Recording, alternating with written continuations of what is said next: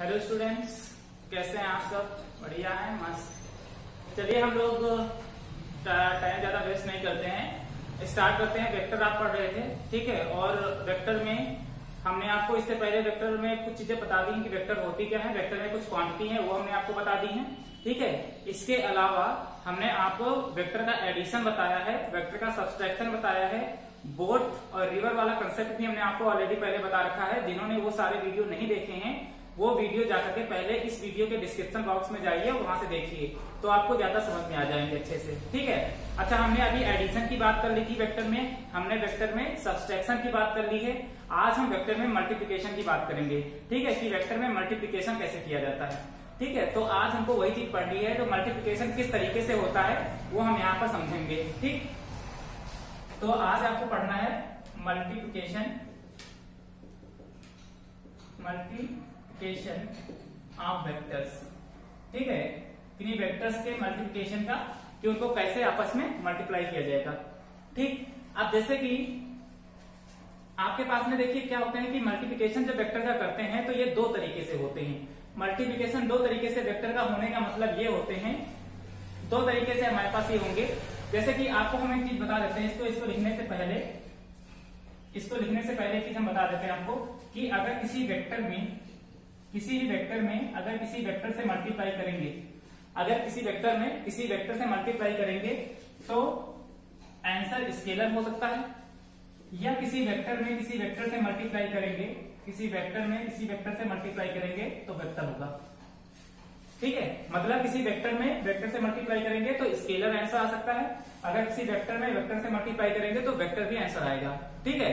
तो स्केलर आने का मतलब ये हो गया, और वेक्टर आने का मतलब क्या हो गया, ठीक है। स्केलर का मतलब होता है, इसको हम इसकी लैंग्वेज में क्या कहेंगे, इसको डॉट प्रोडक्ट कहेंगे। डॉट प्रोडक्ट मीन्स आपको पता ही मल्टीप्लिकेशन ही होता है, और इसको क्रॉस प्रोडक्ट कहेंगे, ठीक है। एक को डॉट प्रोडक्ट और एक को क्रॉस प्रोडक्ट। तो जब हम मल्टीप्लिकेशन की बात करेंगे तो मल्टीप्लिकेशन भी दो तरीके से होती है, ठीक है। एक होगा आपके पास में डॉट प्रोडक्ट होगा, और एक आपके पास में क्या होगा, क्रॉस प्रोडक्ट होगा, क्रॉस प्रोडक्ट। अब डॉट प्रोडक्ट का मतलब क्या है, जैसे मान लेते कोई दो वेक्टर आपके पास में है, एक वेक्टर ए है और दूसरा वेक्टर बी है, तो अगर उसको मल्टीप्लिकेशन करेंगे तो ए डॉट बी लिखेंगे, ऐसे। ये डॉट जो है मल्टीप्लिकेशन का साइन यहाँ पर दिखाएगा, ठीक है। लेकिन अगर वही क्रॉस प्रोडक्ट होगा तो हम इसको ए क्रॉस बी लिखेंगे, ऐसे करके लिखेंगे, ठीक है। तो अब ये दो वेक्टर थे, एक वेक्टर ए है, दूसरा वेक्टर बी था, यहाँ पर भी वेक्टर ए है, यहाँ पर भी वेक्टर बी है। अब इसका मतलब क्या है, ठीक है, एक डॉट प्रोडक्ट है, दूसरा क्रॉस प्रोडक्ट है। तो ये मल्टीप्लिकेशन दो तरीके से कैसे होते हैं, ठीक है। कुछ हमारे पास डॉट होते हैं, कुछ हमारे पास क्रॉस होते हैं। इनको क्या कहा जाता है, इनको स्केलर कहा जाता है और इनको वेक्टर कहा जाता है, ठीक है। वो वाला स्केलर नहीं, ठीक है। यहाँ पर इनको स्केलर प्रोडक्ट कहेंगे, इनको क्या कहेंगे, वेक्टर, ठीक है। चलिए अब इनको समझते हैं कि मल्टीप्लिकेशन दो तरीके से कैसे हो सकता है, डॉट और क्रॉस, ठीक है। ये कैसे हो सकते हैं, तो आपको पता है अभी ये चीज जो आपको यहाँ पर बता रखी है कि वेक्टर को वेक्टर से मल्टीप्लाई करने पर आंसर स्केलर आए, या वेक्टर को वेक्टर से मल्टीप्लाई करने पे जो भी क्वांटिटी आए वो वेक्टर में, ठीक है। जैसे एग्जांपल हम ले लेते हैं, उसके बाद समझते हैं। पहले हम डॉट प्रोडक्ट समझेंगे, उसके बाद क्रॉस प्रोडक्ट समझेंगे, क्योंकि जब आप डॉट प्रोडक्ट की बात करेंगे तो वो स्केलर क्वांटिटी होगी, उसमें डायरेक्शन की बात नहीं करेंगे। लेकिन जब हम क्रॉस प्रोडक्ट की बात करेंगे तो वहां पर हम स्केलर की बात करेंगे, और वहां पर हम right hand screw rule apply करेंगे, ठीक है। तो उसी से उसकी डायरेक्शन पहचानेंगे। जैसे आप मैग्नेटिक फील्ड में हाई स्कूल में पढ़ करके आए थे, उसमें भी राइट हैंड स्क्रू रूल अपनाया गया था, ठीक है, मैग्नेटिक फील्ड की डायरेक्शन पता करने के लिए। वही सेम काम यहाँ पर भी करेंगे, राइट हैंड स्क्रू रूल यहाँ पर भी क्या किया जाएगा, फॉलो किया जाएगा, जिससे हम उसकी डायरेक्शन को पता करेंगे। लेकिन उसको जानने से पहले आपको डॉट प्रोडक्ट जानना पड़ेगा, ठीक है, कि डॉट प्रोडक्ट क्या होता है। आप लोग अपने कॉपी पर हेडिंग डालिएगा डॉट प्रोडक्ट, ठीक है। डॉट प्रोडक्ट, या इसको स्केलर प्रोडक्ट भी कहा जाता है, स्केलर वेक्टर, ठीक है, इसको स्केलर वेक्टर भी कहा जाता है। आप देखिए इसका मतलब क्या होता है। जैसे आपको हम बात करते हैं, जैसे वर्क डन, ठीक है। तो work done is equal to क्या होता है, force into displacement. Work done is equal to force into displacement, सबको पता है, ठीक है। चलिए आपको ये भी पता है कि फोर्स एक क्या है, वेक्टर क्वांटिटी है, डिस्प्लेसमेंट भी क्या है, एक वेक्टर क्वांटिटी है, डिस्टेंस एक स्केलर क्वांटिटी है, जबकि डिस्प्लेसमेंट एक वेक्टर क्वांटिटी है। तो ये फोर्स हो जाएगा और ये क्या हो जाएगा, डिस्प्लेसमेंट। और आपको पता है कि वर्क डन क्या होती है, एक स्केलर क्वांटिटी होती है। तो देखिए दो वेक्टर का मल्टीप्लिकेशन करने पर जो आंसर हमारा आ रहा है वो कैसा है, स्केलर है। इस वजह से इसको डॉट प्रोडक्ट कहा जाएगा। इसको हम जब फार्मूले में डिनोट करेंगे तो f डॉट d से डिनोट करेंगे, ना कि हम अगर इसको इस तरीके से लिखते हैं, कभी भी अगर हम इसको इस तरीके से लिखेंगे तो ये फार्मूला हमारा क्या है, लिखा हुआ गलत है। हम इसको कैसे लिखेंगे, w is equal to f dot d, ठीक है, क्योंकि ये डॉट प्रोडक्ट है। किन्हीं दो वेक्टर का मल्टीप्लिकेशन करने पर जो भी आंसर हमको मिलेगा या जो क्वांटिटी हमारे पास आएगी वो कैसी होगी, स्केलर होगी, क्योंकि वर्क डन एक स्केलर क्वांटिटी है। तो हमने मल्टीप्लिकेशन किसका किया, वेक्टर का, आंसर का है का आया, स्केलर का। इस तरह के प्रोडक्ट हमारे पास क्या होते हैं, डॉट प्रोडक्ट होते हैं। ठीक, अब हम बात कर लेते हैं जरा इसमें एक चीज और, इसको अगर एग्जांपल के लिए लिखना होगा तो लिख लीजिएगा, नहीं तो अभी डिफिनीशन लिखवा देंगे। दूसरी बात है, तो अगर हम बात करते हैं कि इनकी डेफिनेशन की बात क्या करें, अगर हम मान लीजिए कोई दो वेक्टर हमारे पास थे, एक वेक्टर ए है और दूसरा वेक्टर क्या है, बी है, और इनके बीच का एंगल कितना है, थीटा है। ठीक है, इस तरीके से अगर दोनों के बीच का एंगल थीटा है ऐसे, तो हम अगर इससे फार्मूले की बात करें तो ए डॉट बी मतलब ए वेक्टर डॉट बी वेक्टर, ये बराबर किसके होता है, फार्मूला क्या कहता है डॉट प्रोडक्ट का, कि A dot B is equal to magnitude of A vector into magnitude of B vector into cosine, मतलब इसको सीधे कॉस ले लेते हैं, cosine between these two vectors. ठीक है, इसके बराबर होगा, इन तीनों के मल्टीप्लिकेशन के बराबर होगा। कहने का मतलब ये है कि सीधा सीधा इसको ये ले सकते हैं कि a dot B is equal to A B cos theta. ये फार्मूला हमारे पास बनकर के तैयार हो जाता है। ठीक है, मतलब कोई दो वेक्टर आपके पास में है a डॉट बी, तो उसका फार्मूला क्या हो जाएगा, ए बी कॉस थीटा। अब मैग्नीट्यूड निकालना आपको आता है कि मैग्नीट्यूड किसी का कैसे निकाला जाता है, मॉड ए किसी का मैग्नीट्यूड निकाला जाता है तो अंडर रूट करके हम निकालते हैं ए एक्स आई इसका स्क्वायर प्लस, इसको इधर लिख लेते हैं, ए वाई जे इसका स्क्वायर प्लस ए जेड के इसका स्क्वायर, पूरे का स्क्वायर, ऐसे करके मैग्नीट्यूड निकालते हैं। ठीक है, अब जरा हम एक क्वेश्चन आपको दे रहे हैं, समझिएगा कैसे, एग्जाम्पल के तौर पे समझिएगा। जैसे कोई एक ए वेक्टर है आपके पास में, जैसे हमने आपको एक ए वेक्टर दे दिया 2i plus 3j cap plus 4k, और वेक्टर बी इक्वल टू दे दिया 2i plus 3j plus 6k, और हमने कहा कि इसका डॉट प्रोडक्ट बताइए कितना होगा। तो आपको a डॉट बी क्या करना है, लगाना है, a डॉट बी करना है। तो आपको क्या करना है, यही तो लिखा है, ये जैसे जोड़ते थे आप वैसे आप इसको मल्टीप्लिकेशन कर लीजिए, 4k डॉट लगा लीजिए, और ये क्या हो जाएगा 2i plus 3j plus 6k। अब इसको मल्टीप्लाई करना है तो आप मल्टीप्लाई कर लीजिए, सिंपल जिससे मल्टीप्लाई होता है। 2 को 2 से i वाले को i के साथ में 2 कितना हो जाएगा 4। अब इसमें देखिए i आपको नहीं लिखना है, i नहीं लिखना है, क्योंकि जब i लिख देंगे तो वो उसकी डायरेक्शन डिनोट करने लगेगा।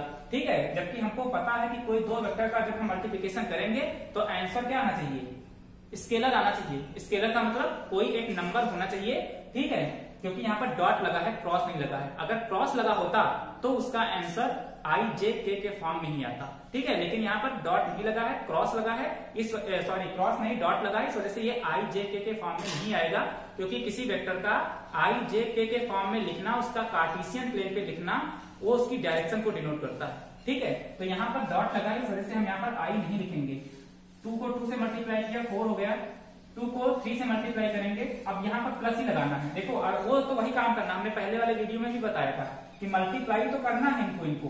ठीक है, लेकिन बीच में क्या करना है, करते जाना है, प्लस करते जाना है। ये तो आप ना समझ पाए तो ऐसे लिख लीजिए, 2 को मल्टीप्लाई किया है किससे, 2 इंटू 2, ऐसे, ये क्रॉस में समझिएगा, हम ऐसे मल्टीप्लाई करके समझाना चाह रहे हैं, प्लस ये 2 इंटू क्या हो जाएगा 3, प्लस उसी तरीके से 4 को कहां से मल्टीप्लाई कर दीजिए 6 से, तो ये कितना हो जाएगा 4 हो जाएगा, ये कितना हो जाएगा 6 हो जाएगा, ये कितना हो जाएगा 24 हो जाएगा, तो ये कितना हो जाएगा 34। तो ये a डॉट बी आपके पास में निकल आएगा, कितना आंसर आएगा इसका 34 आएगा, ये आपका आंसर हो जाएगा।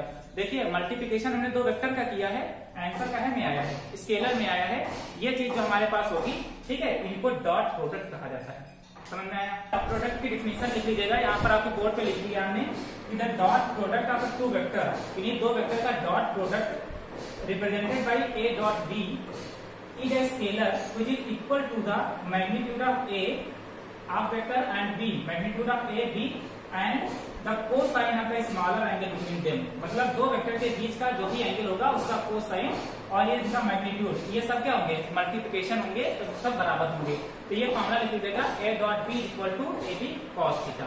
अब देखिएगा क्वेश्चन आपके पास में कैसे आएंगे, ये डिफिनेशन लिख लीजिए आप लोग, ठीक है। अब क्वेश्चन आपके पास में कैसे आएंगे, क्वेश्चन आपके पास में ऐसे आएंगे कि कोई दो वेक्टर आपके पास में दिए होंगे और आपसे कहेगा कि प्रूव करिए कि दो वेक्टर आपके पास में पैरेलल हैं या कोई दो वेक्टर आपके पास में क्या है, परपेंडिकुलर है, ठीक है। दो तरीके से क्वेश्चन आपके पास में बनेगा। एक कुछ आवाज आ रही है ऊपर से, कुछ घूम रहे हैं, तो पीछे कंस्ट्रक्शन का काम चल रहा है, कुछ वीडियो में थोड़ा सा डिस्टर्बेंस होगा, तो यहाँ थोड़ा सा समझ लीजिए अपने मन से। चलिए, तो आपको हम बता रहे थे कि जैसे आपसे क्वेश्चन पूछेगा कि कोई दो वेक्टर हैं आपके पास में और दो वेक्टर आपको अगर मतलब कहेगा कि परपेंडिकुलर हैं, ठीक है, दो वेक्टर, तो आप कैसे निकालेंगे उसको, ठीक है। तो आपके पास में फॉर्मूला क्या था कि a dot b, vector a dot b equals to A B cos theta, ठीक है, इस तरीके से था हमारे पास। तो अगर ये हमारे पास फॉर्मूला लिखा है, तो अगर हमारे पास परपेंडिकुलर की बात करता है, अगर ये परपेंडिकुलर की बात करता है, परपेंडिकुलर का मतलब थीटा बराबर कितना हो जाएगा आपके पास में 90 डिग्री, ठीक है।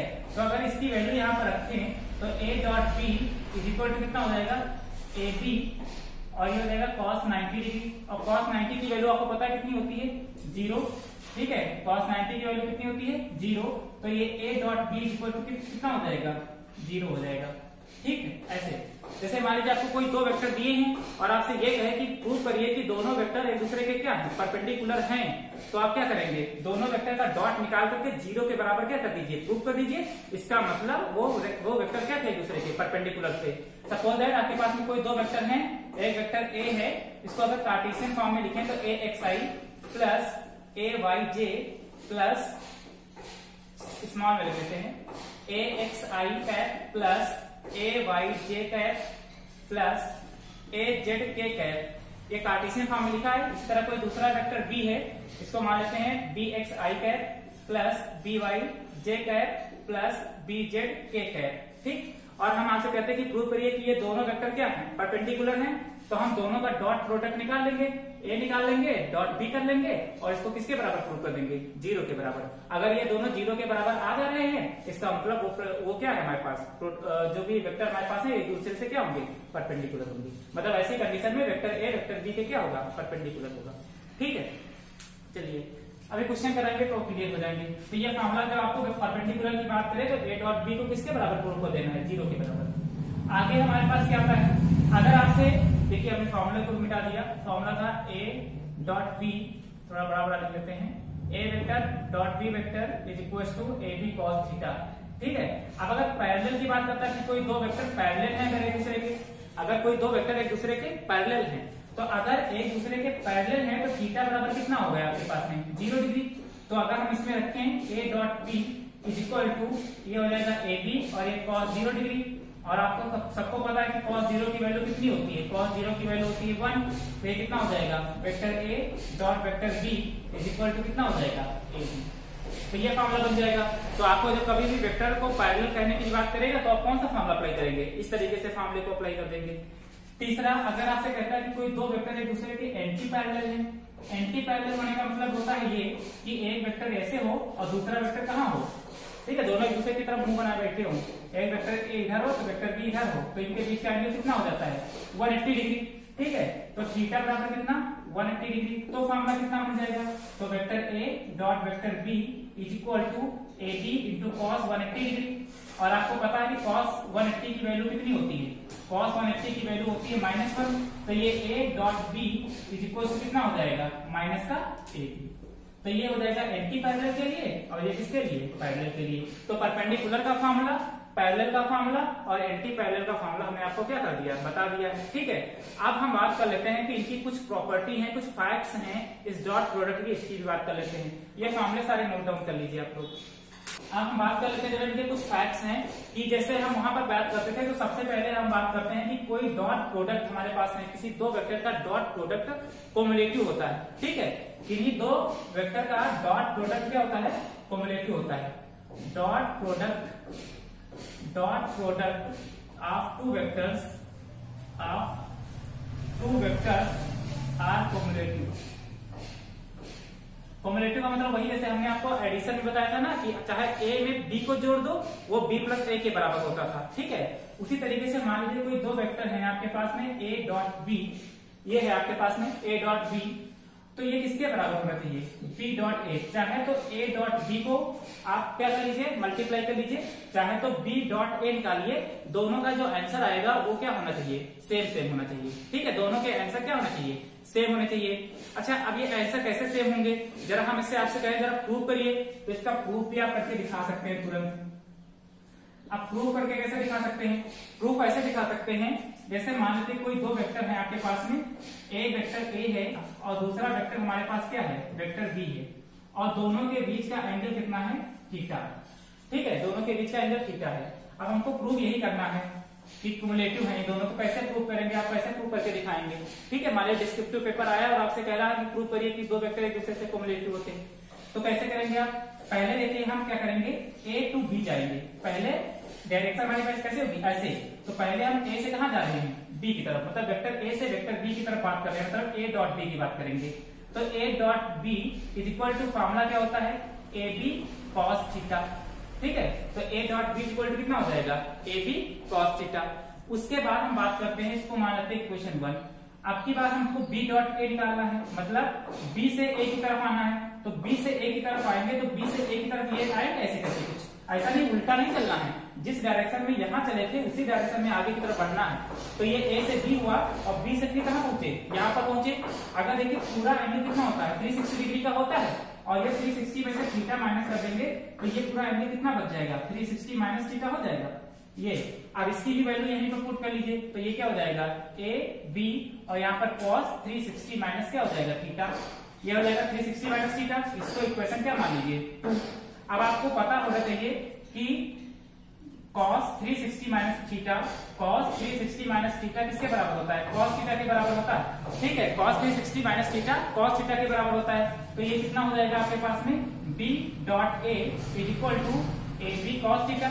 तो देखिए ये वाली इक्वेशन और ये वाली इक्वेशन, सॉरी ये वाली और फर्स्ट इक्वेशन और ये थर्ड इक्वेशन, दोनों एक दूसरे के देखो क्या है, बराबर बराबर हैं, मतलब इक्वेशन 1 जो है इक्वेशन थर्ड के क्या है, देखो बराबर A B cos theta, A B cos theta. तो हम ये कह सकते हैं कि वेक्टर ए डॉट बी जो होगा वो वेक्टर बी डॉट ए के क्या होगा, बराबर होगा। तो इस तरीके से इसका प्रूफ हो जाएगा, ठीक है। तो कोई दो वेक्टर आपस में क्युमुलेटिव होते हैं, ये हमने आपको प्रूव करके दिखा दिया। अगर आपसे कोई पूछता है तो आप प्रूव करके दिखा दीजिएगा, ठीक है। दूसरा क्या होता है, इसको नोट डाउन कर लीजिएगा।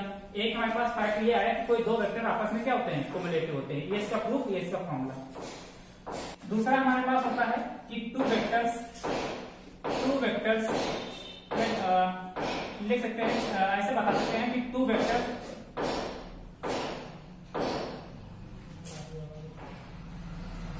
वेक्टर्स हमारे पास, टू वेक्टर्स आर डिस्ट्रीब्यूटिव, ठीक है। अब ये डिस्ट्रीब्यूट कैसे होते हैं, डिस्ट्रीब्यूट का मतलब ये होता है कि जैसे कोई ए वेक्टर बाहर लिखा है, डॉट करके अगर दो वेक्टर का सम ऐसे लिखा है, vector B plus vector C, ठीक है, ऐसे लिखा है, तो आपको ये तो सिंपल चीज है, आपको पता है कि अगर कोई चीज बाहर रखी हुई है तो आप इसका ब्रैकेट ओपन कर सकते हैं। तो वही काम यहाँ पर ब्रैकेट के अंदर इसमें भी होता है हमारे पास, कि अगर मान लीजिए कोई एक वेक्टर बाहर है इस तरीके से, तो हम इसका ब्रैकेट ओपन कर सकते हैं। इसको A vector dot B vector plus A vector dot C vector भी क्या कर सकते हैं, लिख सकते हैं। इस वजह से हम इसको डिस्ट्रीब्यूट भी कर सकते हैं, मतलब इनका ब्रैकेट भी क्या किया जा सकता है, ओपन किया जा सकता है। उसी तरीके से अगर किसी दो वेक्टर हैं, टू वेक्टर्स स्क्वायर के फॉर्म में भी हो सकते हैं, in the form of square. Form of square का मतलब ये है, ये सब है तो सिंपल चीजें, लेकिन आपको पता होना चाहिए कि दो वेक्टर क्या हो सकता है ऐसे। दो वेक्टर स्क्वायर होने का मतलब ये है कि अगर दो वेक्टर ऐसे लिखे हैं, ए डॉट ए वेक्टर लिखा है, ठीक है, मतलब A dot B vector equals to, मान लीजिए क्या है आपके पास में, ये पता है फॉर्मूला कि ए बी कॉस थीटा होता है। अब थीटा की वैल्यू 0 दे रखी है और आपसे कंडीशन कुछ ऐसे कहते हैं कि वेक्टर ए जो है वो वेक्टर बी के क्या है, बराबर है, तो हम वेक्टर ए की जगह क्या लिख सकते हैं, ऐसे लिख सकते हैं इसको, वेक्टर ए डॉट बी, यहाँ पर भी वेक्टर ए लिख लें, यहाँ पर भी वेक्टर ए लिख लें, और cos 0 लिख लें तो 1 हो जाएगी। तो इसको ए करके हम क्या कर सकते हैं, ए स्क्वायर भी कर सकते हैं, ठीक है। तो इस तरीके से कई सारी चीजें हमारे पास हैं इस वेक्टर के अंदर, जो आपको क्या होनी चाहिए, पता होनी चाहिए। तो ये आपके पास है वेक्टर का डिस्ट्रीब्यूटिव, हमने बता दिया, स्क्वायर के फॉर्म में भी लिख सकते हो। इससे पहले हमने आपको प्रूव करके दिखा दिया कि कोई दो वेक्टर क्या होते हैं, क्युमुलेटिव भी होते हैं। तो ये सब नोट डाउन कर लीजिएगा। ये मल्टीप्लिकेशन ऑफ वेक्टर में केवल अभी हम डॉट प्रोडक्ट की बात कर रहे हैं, अभी हम क्रॉस प्रोडक्ट की बात नहीं कर रहे हैं। अब हम कुछ क्वेश्चन आपको कर रहे हैं क्वेश्चन देख लीजिएगा कुछ आपके पास में आपके सामने लिखे हुए हैं ये, ठीक है। ये 2 क्वेश्चन आप करते हैं, चलिए ठीक है। बाकी हम आपको देते हैं कुछ करने के लिए, आप घर से करिएगा। जैसे इसमें है कि अ कांस्टेंट फोर्स इतना दिया है 2i + 3j + 4k Newton produce the displacement of इतना 2i + 3j + 4k मीटर, तो what is the work done, तो नेट वर्क डन कितना होगा। तो हमको फॉर्मूला पता है कि वर्क डन का आंसर पहले वाले का देख लीजिएगा। अच्छा, वर्क डन का फॉर्मूला आपको पता है कि वर्क डन हमारे पास एक स्केलर प्रोडक्ट है, तो वर्क डन इक्वल टू क्या हो जाएगा हमारे पास, आपको work done equal to force into displacement पता है, फोर्स F डॉट D, ठीक है। तो हम इसका डॉट प्रोडक्ट निकाल लें तो कितना हो जाएगा 2i + 3j + 4k, एक ब्रैकेट में डॉट लगा करके दूसरा लिख लेते हैं। अभी कितना दिया है 2i + 3j + 4k, ये है, ठीक है। इसका हम डॉट प्रोडक्ट निकालते हैं तो 2 2 कितना हो जाएगा 4 प्लस 3 को 3 से मल्टीप्लाई करेंगे 9, 4 को 4 से मल्टीप्लाई करेंगे कितना 16, ये दोनों कितना हो जाएगा, ये हो जाएगा 9 और 10 11 13 ये हो जाएगा और 16 ये, तो 13 और 16 कितना हो जाएगा 29, ठीक है। तो ये आपका वर्क डन आ जाएगा कितना 29, आपके पास में आ जाएगा। फोर्स की न्यूटन पता है और डिस्प्लेसमेंट की क्या हो जाएगी मीटर, तो ये न्यूटन मीटर आपके पास में क्या हो जाएगा वर्क डन निकल आएगा। ठीक, सिंपल है, कुछ है नहीं। ठीक है, मतलब एक वेक्टर का मैग्नीट्यूड आपको 2 दे रखा है और दूसरी वेक्टर का मैग्नीट्यूड आपको कितना दे रखा है 3 दे रखा है, मतलब A और B आपको दे रखा है। और the magnitude of their scalar product, मतलब आपको A क्रॉस B का भी मैग्नीट्यूड आपको दे रखा है 3√2। तो आपको क्या दे रखा है, देखिए the magnitude of 2 vectors are 2 दे रखा है, दूसरे का कितना दे रखा है 3 दे रखा है, दोनों के मैग्नीट्यूड अलग अलग दे रखे हैं। बाकी कह रहा है कि magnitude of their scalar product, scalar product A dot B, scalar product का मतलब A डॉट B, वो भी आपको कितना दे रखा है 3√2 दे रखा है। तो आपसे कह रहा है कि एंगल बिटवीन देम, एंगल निकालिए। तो आपको फार्मूला पता है कि vector A dot B equal to AB cos theta, ठीक है। तो आपके पास में cos theta equal to formula क्या बन जाएगा A डॉट B वेक्टर और डिवाइडेड बाय क्या हो जाएगा AB। अच्छा, AB आपको दिया कितना दिया है 3√2 दिया है और ये नीचे मल्टीप्लाई हो जाएगा 3 × 2 कितना हो जाएगा 6 हो जाएगा, तो 3√2/6 ये कट जाएगा। तो ये क्या लिखा √2/2 लिखा है, इसको चाहे 1/, क्या लिख लीजिए √2 लिख लीजिए। तो ये cos थीटा इक्वल टू कितना हो जाएगा 1/√2, तो थीटा इक्वल टू कितना हो जाएगा cos इनवर्स 1/√2। तो ये आपको पता है किसकी वैल्यू होती है 45 की, तो थीटा बराबर कितना 45 डिग्री। तो इस तरीके से पता चल जाएगा कि कोई दो वेक्टर एक दूसरे से कितना बना रहे हैं एंगल 45 डिग्री का एंगल बना रहे हैं, ठीक है। तो ये चीज आप कैलकुलेट कर लेंगे इस तरीके से, ठीक। चलिए, आपके कुछ क्वेश्चन आपकी स्क्रीन पे जो दिखाई पड़ रहे हैं इनको आप करने की कोशिश करिएगा, ठीक है।